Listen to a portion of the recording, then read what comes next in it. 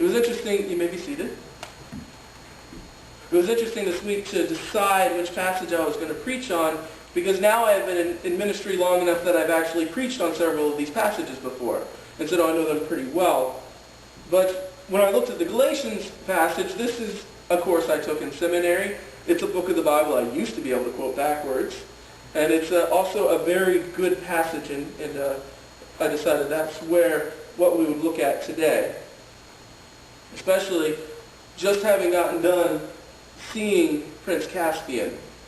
There's a good illustration in here, and that comes from the idea of the pedagogue, the one who's put in charge. The law was put in charge, and the word there is pedagogue, which doesn't mean a lot to us, but it was for those who were rich. They were able to have somebody that would guide their child.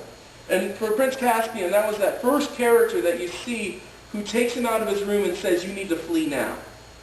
That was his pedagogue. That was the person who was put in charge of him.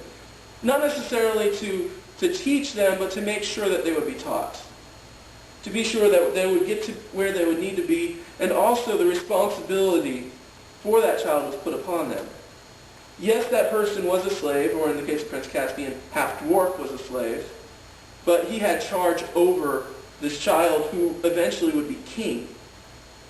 This person in the story, in the movie, you see that Caspian cares for him, even though he's a servant, and also that Caspian will do what he says. But also, he is a servant. He is a servant of Prince Caspian, but he does guide him. He teaches him. He guides him through all that he needs to know, and he makes sure that he gets to where he needs to be, and he also does discipline him at times. So as we look in this passage at the beginning, in this passage in chapter 3, it says, "Before this faith came, we were held prisoners of the law, locked up until faith should be revealed. So the law was put in charge, was made a pedagogue to lead us to Christ, that we might be justified by faith. Now that faith has come, we are no longer under the supervision of the law." Now this is one of these passages, this 3:23 to 4:11, that is packed. There's so much that's in here, so we're just going to give it a little once-over and just do a little bit of it. So here we have, if we can try to begin to get that idea of what the purpose of the law was. If you study into the purpose of the laws, there are several, but this would be a purpose of the law is to guide us. And this he's speaking specifically for what was its purpose when it was given. It was given as a guide until Christ would come.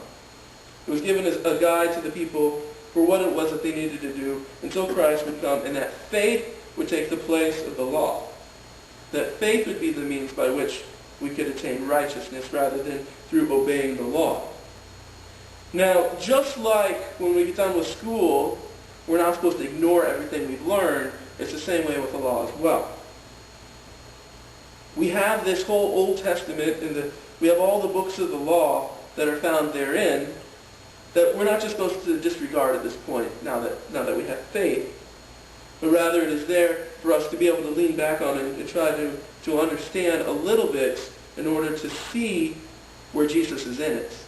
Because Jesus said on the road to Emmaus that all the law and the prophets were about me. The whole Bible as a total points to Christ. And the law was given for this time to guide the people of Israel. And now we've also got this other thing that's going on here in this passage, because Paul's talking to the Jews in the church of Galatia, and he's talking to the Gentiles in the church of Galatia, and how they intermix with one another. See, the biggest issue in here was that the Jews were trying to tell them that they had to do everything that was written in the book of the law. That's that whole point of this book of Galatians, that there's the law and what the purpose of it is, and how it needs to be used, and how to give that to those of us who are adopted. Those of us who were not born into the family of God, but had to be adopted into the family of God.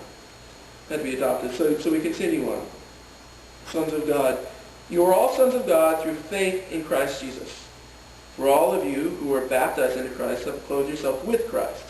There is neither Jew nor Greek, slave nor free, male nor female, for you are all one in Christ Jesus. If you belong to Christ, then you are Abraham's seed and heirs according to the promise. This is the passage that talks about the adoption. That if we take on Christ, then we are adopted into the family of God. We are heirs of the promise because of this adoption, because of Jesus Christ.